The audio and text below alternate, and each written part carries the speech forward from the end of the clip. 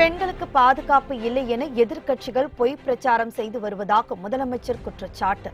சட்டம் ஒழுங்கில் இந்தியாவிலேயே தமிழகம் சிறந்து விளங்குவதாகவும் பெருமிதம். மத்தியில் உள்ள பாசிச ஆட்சியை வீழ்த்த காங்கிரஸ் திமுக கூட்டணிக்கு வாக்களிக்க ஸ்டாலின் வேண்டுகோள். மாநிலத்தில் ஆட்சி மாற்றம் வர அடித்தளம் இடுமாறும் பிரச்சாரம். காங்கிரஸ் ஆட்சிக்கு வந்தால் நிதி ஆயோக் கலைக்கப்படும் என ராகுல் காந்தி திட்டவட்டம். தலைசிறந்த பொருளாதார வல்லுநர்களை கொண்ட திட்டக்குழு அமைக்கப்படும் என உறுதி.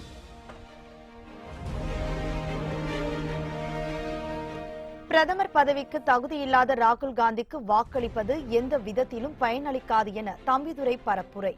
ஊழல்களுக்கு பேர் போன திமுக இனிமேலும் மக்களை ஏமாற்ற முடியாது என ராமதாஸ் பேச்சு.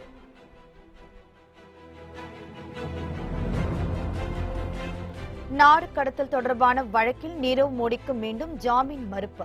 அடுத்த விசாரணையை ஏப்ரல் மாதம் 26ஆம் தேதிக்கு ஒத்திவைத்தது லண்டன் நீதிமன்றம்.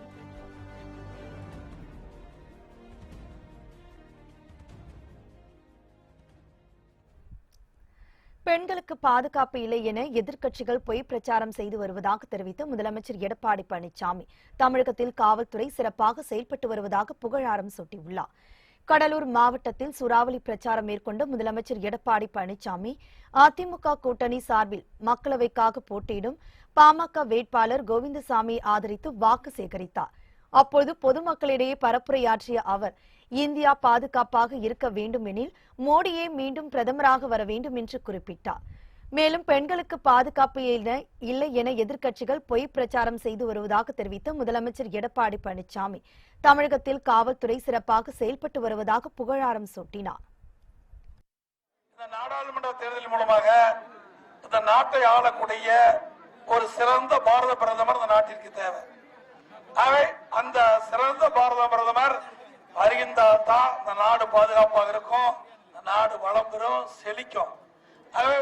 நாடு வளம் பெற அந்நிய நாட்டை சேர்ந்தவர்கள் பயங்கரவாதிகள் தீவிரவாதிகளை நம் நாட்டிற்குள் ஊடுருவ செய்து இன்றைக்கு நாச வழியில் முற்படுகின்ற நிலைமை இன்றைக்கு நிலவை கொண்டிருக்கின்றதை நாம் பார்த்தோம்.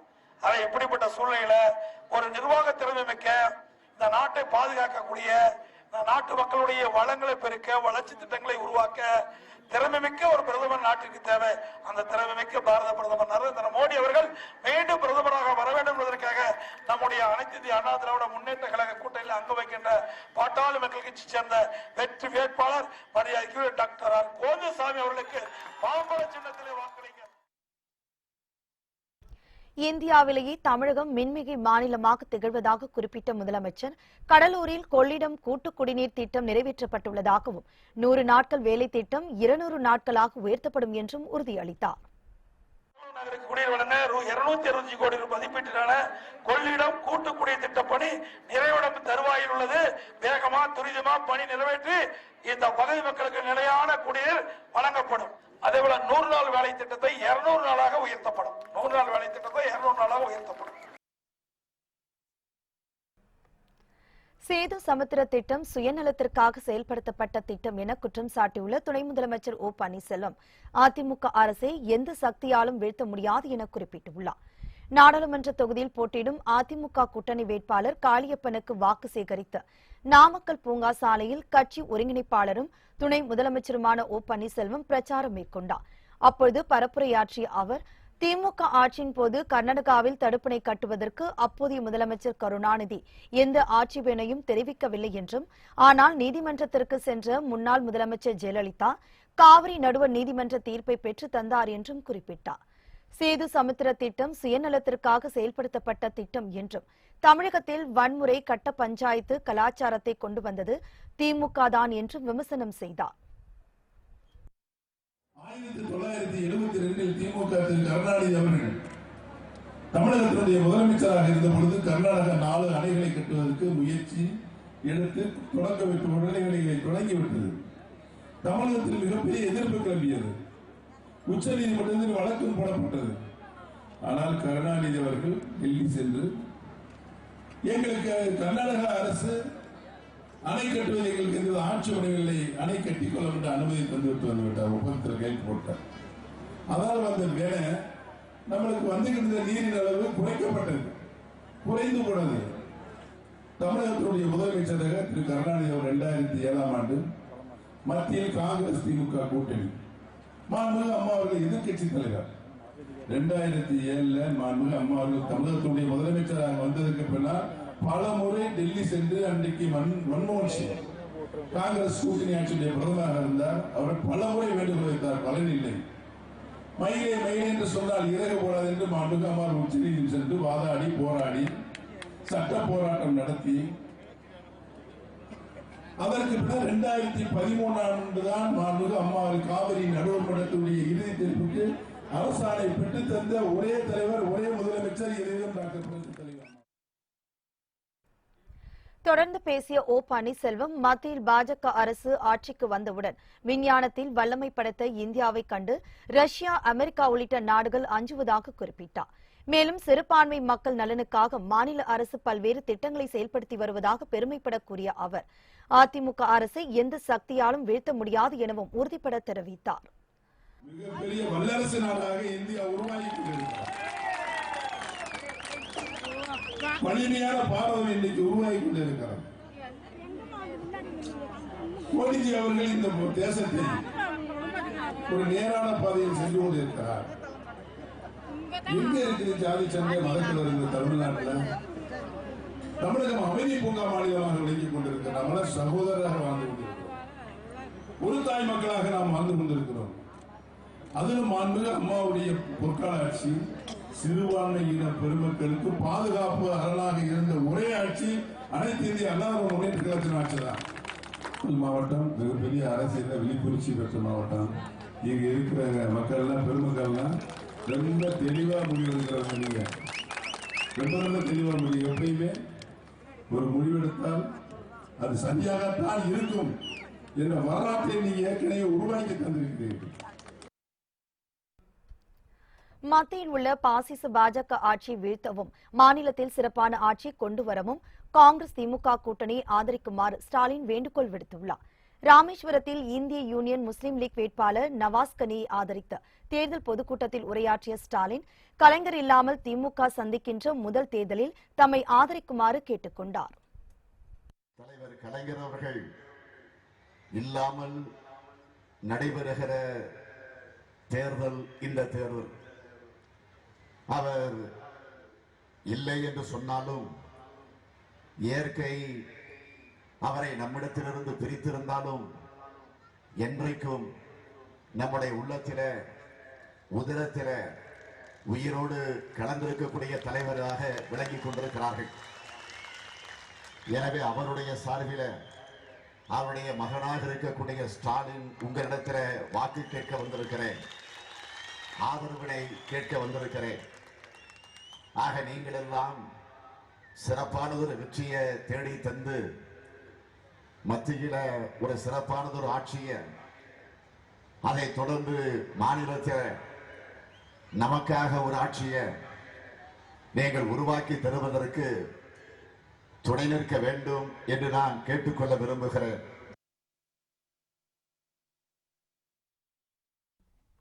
காங்கிரஸ் ஆட்சிக்கு வந்தால் நிதி ஆயோக் கலைக்கப்பட்டு திட்டக்குழு அமைக்கப்படும் என ராகுல் காந்தி தெரிவித்துள்ளார். டெல்லியில் பேசிய ராகுல் காந்தி, மக்களவைத் தேர்தலில் வெற்றி பெற்று காங்கிரஸ் ஆட்சி அமைத்தால் இப்போதுள்ள நிதி ஆயோக் கலைக்கப்படும் என தெரிவித்தார். நிதி ஆயோக் பிரதமருக்கு வெறும் புள்ளி விவரங்களை மட்டுமே தரும் அமைப்பாக இருந்து வருவதாகவும் அவர் குற்றம் சாட்டினார். நிதி ஆயோக் அமைப்புக்கு பதிலாக முன்னிருந்தபடியே திட்டக்குழு அமைக்கப்படும் என்றும், அந்த குழுவில் நாட்டின் தலைசிறந்த பொருளாதார வல்லுநர்கள் இடம்பெறுவார்கள் என்றும் ராகுல் காந்தி தெரிவித்தார். திட்டக்குழுவில் 100க்கும் குறைவான அலுவலர்களை பணியாற்றுவர் என்றும் ராகுல் காந்தி குறிப்பிட்டார். குறைந்தபட்ச வருமான உறுதி திட்டத்தை செயல்படுத்தினால் நாட்டின் பொருளாதாரம் சீர்குலையும் என நிதி ஆயோக் துணைத் தலைவர் ராஜீவ்குமார் தெரிவித்திருந்த நிலையில் ராகுல் காந்தி இவ்வாறு கூறியிருப்பது குறிப்பிடத்தக்கது. பிரதமர் பதவிக்கு தகுதியில்லாத ராகுல் காந்திக்கு வாக்களிப்பது எந்த விதத்திலும் பயனளிக்காது என கரூர் மக்களவை தொகுதி வேட்பாளர் தம்பிதுரை விமர்சனம் செய்துள்ளார். கரூர் மாவட்டத்தில் பல்வேறு பகுதிகளில் தீவிர பிரச்சாரம் மேற்கொண்ட அவர் மக்களிடையே வாக்கு சேகரித்தார். தொடர்ந்து அவர்களிடையே பேசிய தம்பிதுரை, காங்கிரஸ் சின்னத்திற்கு வாக்களித்தால் தமிழகத்திற்கு தண்ணீர் கிடைக்கப் போவதில்லை என குறிப்பிட்டார். காங்கிரஸுக்கு இவங்க காங்கிரஸ் ஆட்சி அங்க கர்நாடகா ஆள்றாங்க, அங்க தண்ணி விட மாட்டாங்க. பட் ஓட்டு மட்டும் இங்க வேணும், தமிழ்நாட்டில் ஓட்டு கேட்கணும்னா நம்ம ஏமாந்து போனவங்களா? நம்ம யோசித்து பாருங்க. அங்க அவர் பேசுற ராகுல் காந்தி அங்க ஜெயிக்கணுன்றதுக்காக அவங்க ஆட்சி அங்க நடக்குது. தண்ணி அவர் ஒரு பிரதமரா வரணும் அப்படியே பேசலாம். ஒரு பிரதமர் எல்லா ஸ்டேட்டுக்கும் பிரதமர் வரணும் தான் வரணும். அப்ப தகுதி இல்லாத ஆளுதான் பிரதமர் ஆகிறதே தகுதி இல்லாதவருக்கு ஓட்டு போட்டு என்ன பிரயோஜனம்? அவங்களே கேட்ட எத்தனை பேர் ஜெயிக்கிறாங்கன்னா இப்ப 44 பேர் இருக்காங்களா, 100 ஜெயிக்க போறாங்களா? 100 ஜெயிச்சுட்டு பிரதமர் ஆயிட முடியுமா? அவரு 274 பேர் இல்ல. அதனாலதான் இந்த கூட்டணி பாத்தீங்கன்னா அந்த காங்கிரசும் திமுகவும் நமக்கு செய்து பல துரோகங்கள். நாடாளுமன்ற தேர்தலில் 845 பேரும், சட்டசபை இடைத்தேர்தலில் 269 பேரும் போட்டியிடுகின்றனர் என தமிழக தேர்தல் ஆணையம் தெரிவித்துள்ளது. தமிழகத்தில் மக்களவைக்கான 39 தொகுதிகளுக்கும் புதுச்சேரி மக்களவை தொகுதிக்கும் அடுத்த மாதம் 18ஆம் தேதி வாக்குப்பதிவு நடைபெறுகிறது. அதே நாளில் தமிழகம் மற்றும் புதுச்சேரியில் சட்டமன்றத்திற்கான 19 தொகுதிகளுக்கும் இடைத்தேர்தல் நடைபெறவுள்ளது. இதற்கான வேட்புமனு தாக்கல் கடந்த 19ஆம் தேதி தொடங்கி 26ஆம் தேதி முடிந்தது. வேட்பு மனுக்கள் பரிசீலனையில் மொத்தம் 932 மனுக்கள் ஏற்றுக்கொள்ளப்பட்டன. தமிழகத்தில் உள்ள 18 சட்டமன்ற தொகுதிகளிலும் தாக்கல் செய்யப்பட்ட 518 மனுக்களில் 305 மனுக்கள் ஏற்றுக்கொள்ளப்பட்டன. வேட்பு மனுக்களை திரும்பப் பெறுவதற்கு நேற்று கடைசி நாளாக அறிவிக்கப்பட்டிருந்தது. இதற்கிடையே மாலை 3 மணிக்கு மேல் தேர்தல் சின்னங்கள் ஒதுக்கப்பட்டன. இந்நிலையில் இறுதி வேட்பாளர் பட்டியல் நேற்று வெளியானது. இதில் மக்களவைத் தேர்தலில் 845 பேர் போட்டியிட உள்ளதாகவும், இதேபோல் தமிழகத்தில் காலியாக உள்ள 18 சட்டமன்ற தொகுதிகளில் 269 பேர் போட்டியிடுகின்றனர் எனவும் தேர்தல் ஆணையம் அறிவித்துள்ளது. மக்களவைத் தேர்தலை பொறுத்தவரையில் அதிகபட்சமாக கரூரில் 42 பேரும், தென் சென்னையில் 40 பேரும் போட்டியிடுகின்றனர். குறைந்தபட்சமாக நீலகிரி தொகுதியில் 10 பேர் மட்டுமே போட்டியிட உள்ளதாகவும் தேர்தல் ஆணையம் குறிப்பிட்டுள்ளது. பழனியில் அதிமுக கூட்டணி வேட்பாளர் ஜோதிமுத்துக்கு வாக்கு சேகரித்த அமைச்சர் திண்டுக்கல் சீனிவாசன், பாமக நிறுவனர் ராமதாஸ் ஆகியோர் பிரச்சாரம் மேற்கொண்டனர். அப்போது பேசிய அமைச்சர் சீனிவாசன், பிரதமர் பதவியில் தொடர்ந்து மோடி நீடித்தால் இந்தியா முன்னேற்ற பாதையில் சென்று உலகின் முதன்மை நாடாக திகழும் என குறிப்பிட்டார்.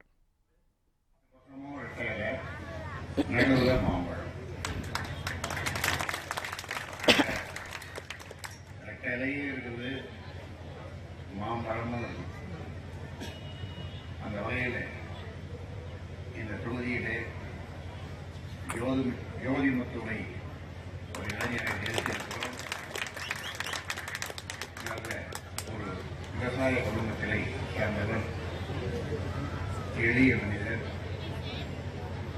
எடுத்துக்காட்டாக உங்களுக்கு உழைத்தார். இங்கே இருக்கின்ற அமைச்சர்கள் அவருடைய ஆலோசனையை பெற்று, எல்லோருடைய ஆலோசனையை பெற்று இங்கே சிறப்பாக செயல்படுவார் என்று உங்களுக்கு நேரங்களை உறுதியளிக்கிறேன். தொடர்ந்து பரப்புரையாற்றிய ராமதாஸ், 2G உள்ளிட்ட பல்வேறு ஊழல்களுக்கு பேர் போன திமுக இனிமேல் மக்களை ஏமாற்ற முடியாது என்றும், தமிழகத்தில் அதிமுக கூட்டணி மகத்தான வெற்றி பெறும் என்றும் கூறினார். 90% காத்திருப்பார். அப்படித்தான் இப்பொழுதும் அளித்திருக்கிறார்கள். அதனால அவர்கள் அந்த கட்சியுடைய தலைமை இந்த கூட்டணி எங்களை கூட்டணியில் இருக்கின்ற எங்கள் அதனாலே அவரை தாய்மார்களே, பெரியவர்களே, நீங்கள் நினைத்தால் எதையும் செய்ய முடியும். உங்களால் தான் முடியும். தேர்தல் என்பது மக்களுக்கான தேர்தல். நீங்கள் மக்களுக்காக நடத்தப்படுகின்ற தேர்தல், அதிலே நல்ல கட்சிக்கு, நல்ல கூட்டணிக்கு நீங்கள் வாக்களிக்க வேண்டும் என்று கேட்டுக்கொள்வதற்காக தென்காசி மக்களவை தொகுதி வேட்பாளரும் புதிய தமிழக கட்சி தலைவருமான கிருஷ்ணசாமி ஸ்ரீவில்லிபுத்தூரில் பிரச்சாரம் மேற்கொண்டு வாக்கு சேகரித்தார். அப்பொழுது பேசிய அவர், தென்காசி தொகுதியில் வெற்றி பெற்றால் வேளாண்மையை அடிப்படையாக கொண்ட தொழிற்சாலை அமைத்து தரப்படும் என்று உறுதியளித்தார். வேளாண்மையை அடிப்படையாக கொண்ட தொழில்கள், இப்பொழுது மாம்பழம் அதிகமாக கிடைக்கிற மாம்பழ கூழ் தளிக்கிற தொழிற்சாலை கொண்டலாம், பூனா சென்ட் கொண்டு வரலாங்க, காய் வெஜிடபிள்ஸ்னா அது தகுந்த கொண்டு வரலாம். ஸோ அது மாதிரி மல்டிபிள் இண்டஸ்ட்ரீஸ் வேளாண்மை அடிப்படையாக கொண்ட தொழிற்சாலைகள் கொண்டு வரதான் டெவலப்மெண்ட்ஸ். அவங்க சீப் ரேட்டு கொடுத்துட்டு போக வேண்டிய அவசியம் கிடையாதுங்க. இப்போ வெங்காயம் விளையுதுன்னா வெங்காயத்தை 3 மாசம் 6 மாசம் தேக்கி வைக்கலாம். காய்கறி மினிமம் ஒரு 45 days எவ்வளவு நாள் வைக்க முடியும் வைக்கலாங்க. அதான் அதான் இன்ஃப்ராஸ்ட்ரக்சர் அடிப்படை கட்டுமானங்களை விவசாயிகளுக்கு ஏற்படுத்தி தருவதுதான். பாஜகவுக்கு காவடி தூக்கக்கூடிய அரசாக அதிமுக அரசு உள்ளதாக இந்திய யூனியன் முஸ்லீம் லீக் கட்சியின் தேசிய தலைவர் காதர் மொய்தீன் ஆம்பூரில் செய்தியாளர்களை சந்தித்து பேசினார். அப்போது பரப்புரையாற்றிய அவர் அதிமுக அரசை வீட்டுக்கு அனுப்பிவிட்டு திமுக தலைவர் மு.க. ஸ்டாலின் தலைமையில் ஆட்சியை கொண்டு வருவதற்கான வாய்ப்பை ஏற்படுத்தி தர வேண்டும் என கேட்டுக் கொண்டார். இதுவரை ஏமாந்த மாதிரி இந்த தேர்தலில் இந்திய மக்கள் ஒருபோதும் ஏமாற மாட்டார்கள். அதற்கான அறிகுறிகள் கடந்த 3 ஆண்டு காலமாக இந்தியா முழுவதிலும் ஏற்பட்டு கொண்டிருக்கிறது. தமிழ்நாட்டை பொறுத்தவரையில் பாரதிய ஜனதா கட்சிக்கு காவடி தூக்குற அரசாக தமிழ்நாடு அரசு இருக்கிற காரணத்தினால் தமிழ்நாட்டு வாக்காளர் பெருமக்கள் இந்த இடைத்தேர்தல் மூலமாக ஆளுகிற அனைத்திந்திய அண்ணா திராவிட முன்னேற்ற கழக அரசை வீட்டுக்கு அனுப்பிவிட்டு அந்த இடத்துல பேரறிஞர் அண்ணாவும் பெருந்தலைவர் காமராஜரும் கலைஞர் அவர்களும் காட்டிய நல்ல அரசாட்சியை தளபதி மு.க. ஸ்டாலின் அவருடைய தலைமையில் கொண்டு வருவதற்கான வாய்ப்பை இந்த இடைத்தேர்தல் ஏற்படுத்த போகிறது.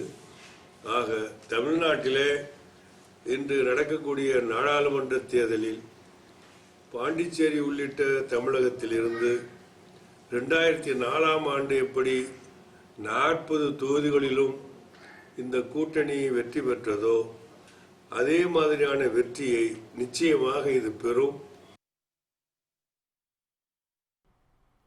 நாடு கடத்தல் தொடர்பான வழக்கில் நீரவ் மோடியின் ஜாமீன் மனுவை லண்டன் நீதிமன்றம் தள்ளுபடி செய்து உத்தரவிட்டது. மும்பையை சேர்ந்த வைர வியாபாரி நீரவ் மோடி தனது உறவினர் மெகுல் சோக்சியுடன் சேர்ந்து பஞ்சாப் நேஷனல் வங்கியில் 13,000 கோடி ரூபாய் கடன் பெற்று வெளிநாட்டுக்கு தப்பி ஓடினார். லண்டனில் தலைமறைவாக இருந்த நீரவ் மோடி இங்கிலாந்தில் போலீசாரால் கைது செய்யப்பட்டார். தற்போது கைதிகள் நெருக்கடி மிகுந்த வான்ஸ் ரோட் சிறையில் அடைக்கப்பட்டார். அவரது ஜாமீன் மனு நிராகரிக்கப்பட்டது. இந்நிலையில் இந்தியாவுக்கு நாடு கடத்துதல் தொடர்பாக வழக்கு லண்டன் நீதிமன்றத்தில் நேற்று நடைபெற்றது. அப்பொழுது அவர் மீண்டும் ஜாமீன் கேட்டு மனு தாக்கல் செய்தார். மனுவை விசாரித்த நீதிமன்றம் நீரவ் மோடியின் ஜாமீன் மனுவை தள்ளுபடி செய்து உத்தரவிட்டது. மேலும் இது தொடர்பான அடுத்த விசாரணையை ஏப்ரல் மாதம் 26ஆம் தேதிக்கு ஒத்திவைத்தது.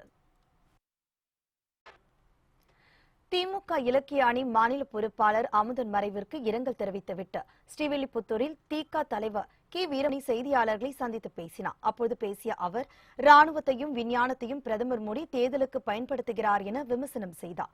மேலும் பாஜகவிடம் அதிமுக அடகு வைக்கப்பட்டு விட்டதாகவும் வீரமணி குறிப்பிட்டார். எங்கு பார்த்தாலும் தெளிவாக நாங்கள் செல்லும் இடங்களெல்லாம் பொதுக்கூட்டங்களிலே மக்கள் எங்களுடைய உரைகளை வரவேற்கிற முறையில் பொதுவாக தனிப்பட்ட முறையிலே பலதரப்பட்டவர்கள் சந்திக்கிற போதும் மத்தியிலே இருக்கிற மோடி ஆட்சியை அகற்றுவதும் மாநிலத்திலே இருக்கக்கூடிய ஒரு கொத்தடிமையாக தமிழ்நாட்டை அடகு வைத்த இந்த ஆட்சியை மீட்பதற்கும் ஆன முயற்சிகள் தேவை என்பதை அனைத்து தரப்பு மக்களும் கட்சிகளுக்கு அப்பாற்பட்டவர்களும் கூட விரும்பக்கூடிய அலை இருக்கிறது. மோடி அவருடைய ஆட்சி என்பது நீடிப்பது மிக கடினம். கடந்த முறையே அவர் 31% ஓட்டு வாங்கித்தான் 2014 வந்தார். இப்போது அதற்கு உரிய வாய்ப்புகள் குறைவு என்பதை தெரிந்துதான் திடீரென்று இராணுவ வெற்றியை தனக்கு சாதகமாக பயன்படுத்தலாமா என்று பார்க்கிறார். அந்த மண்வெளி பயன்படாது, இராணுவருடைய தியாகம் பயன்படாது என்று தெரிந்தவுடனே அடுத்தபடியாக விண்வெளியாவது தங்களுக்கு கை கொடுக்குமா என்று திடீர் செய்திகளை எல்லாம் விட்டு விஞ்ஞானிகள் பெற்ற வெற்றியை தங்கள் வாக்குப்பெட்டி பக்கம் திருப்பலாம் நினைக்கிறார்கள். இது அவருடைய கடைசி முயற்சி. அதிலும் தோல்விதான். தேனி மக்களவைத் தொகுதியில் அதிமுக சார்பில் போட்டியிடும் ரவீந்திரநாத் போடியில் தீவிர வாக்கு சேகரிப்பில் ஈடுபட்டார்.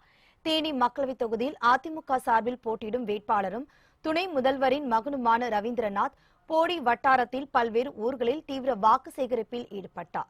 மீனாட்சிபுரம், மேலுசொக்கநாதபுரம், துரைராஜபுரம், அணைக்கரைப்பட்டி உள்ளிட்ட ஊர்களில் வாக்கு சேகரிப்பில் ஈடுபட்ட போது பெண்கள் திரண்டு வந்து பூரண கும்ப மரியாதை செய்து வரவேற்றனர். தர்மபுரி போட்டியிடும் திமுக நாடாளுமன்ற வேட்பாளரை ஆதரித்து உதயநிதி ஸ்டாலின் பரப்புரை மேற்கொண்டார். தர்மபுரி தொகுதி திமுக நாடாளுமன்ற வேட்பாளர் செந்தில்குமார் மற்றும் அரூர் சட்டமன்ற இடைத்தேர்தலில் போட்டியிடும் கிருஷ்ணகுமார் ஆகியோரை ஆதரித்து திமுக தலைவர் மு.க.ஸ்டாலின் மகன் உதயநிதி ஸ்டாலின் பிரச்சாரம் மேற்கொண்டார். அப்போது பேசிய அவர், நீட் தேர்வால் உயிரிழந்த அனிதாவின் மரணத்திற்கு மோடி, இபிஎஸ், ஓபிஎஸ் தான் காரணம் என குற்றம் சாட்டிய அவர், இபிஎஸ், ஓபிஎஸ்க்கு காமெடியன்களாக ராமதாசும் அன்புமணியும் திகழ்வதாக தெரிவித்தார். இந்த மோடி அவர்கள் 5 வருஷமா என்ன பண்ணாரு? இது பேர் மோடி ஆட்சின்னு சொன்னாரு. இல்ல, இது ஒரு மோசமான ஆட்சி. அவருக்கு என்ன வாக்குறுதி கொடுத்தாரு? ஒவ்வொருத்தருடைய வங்கி கணக்குலயும் 15 லட்சம் ரூபாய் டெபாசிட் பண்றேன்னு சொன்னாரா? எவ்வளவு போட்டாரு? 1 ரூபா கூட போடலையா? ஒன்னே ஒண்ணுதான் போட்டாரு. எல்லா தலைவரும் நாமத்தை போட்டாரு. 500 ரூபாய் நோட்டு, 1000 ரூபாய் நோட்டு செல்லாதுன்னு சொன்னாரு. என்ன பயன் அதனால? ஒரே நைட்ல என்னாச்சு? புதிய இந்தியா பிறக்கும் போது பிறந்துச்சா? கருப்பு மனத்தை ஒழிச்சிருந்தார், ஒழிச்சாரா? தீவிரவாதத்தை ஒழிச்சிருந்தார், ஒழிச்சாரா? புதுக்கோட்டையில் உள்ள மசூதியில் பிரச்சாரம் மேற்கொண்டு காங்கிரஸ் வேட்பாளர் திருநாவுக்கரசருக்கு எதிர்ப்பு தெரிவித்ததால் வாக்கு சேகரிக்காமல் திரும்பி சென்றார். திருச்சி நாடாளுமன்றத்திற்கு திமுக கூட்டணியில் காங்கிரஸ் சார்பில் அக்கட்சியின் முன்னாள் தலைவர் திருநாவுக்கரசர் போட்டியிடுகிறார். புதுக்கோட்டையில் உள்ள பள்ளிவாசலில் வாக்கு சேகரிக்க சென்ற பொழுது அவரை பார்த்த இஸ்லாமியர்கள் வேறு பாதை வழியாக வெளியே சென்றனர். வாக்கு சேகரிக்க வந்த திருநாவுக்கரசருக்கு இஸ்லாமியர்கள் யாரும் உரிய மரியாதை கொடுக்காமல் எதிர்ப்பு தெரிவித்ததால் வாக்கு சேகரிக்காமல் திரும்பி சென்றார். மக்கள் நீதி மய்யம் தலைவர் கமலஹாசன் கோவை மாவட்ட காவல் கண்காணிப்பாளரை சந்தித்து பாதிக்கப்பட்ட சிறுமிக்கு விரைவில் நியாயம் கிடைக்க வேண்டும் என வலியுறுத்தினார்.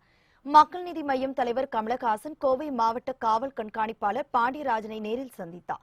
பாலியல் வன்கொடுமைக்கு உள்ளாக்கப்பட்டு கொலை செய்யப்பட்ட 7 வயது சிறுமியின் குடும்பத்திற்கு விரைவில் நீதி கிடைத்திட ஆவண செய்யுமாறு கேட்டுக் கொண்டார். குற்றவாளிகளை விரைவில் தண்டித்தால்தான் தமிழக மக்களின் நன்மதிப்பையும் நம்பிக்கையும் பெற முடியும் என வலியுறுத்தினார். குற்றவாளிகளை விரைவில் பிடிப்பது தனது கடமை எனவும் விரைவில் நீதி கிடைக்க ஆவண செய்வதாகவும் காவல் கண்காணிப்பாளர் உறுதியளித்தார்.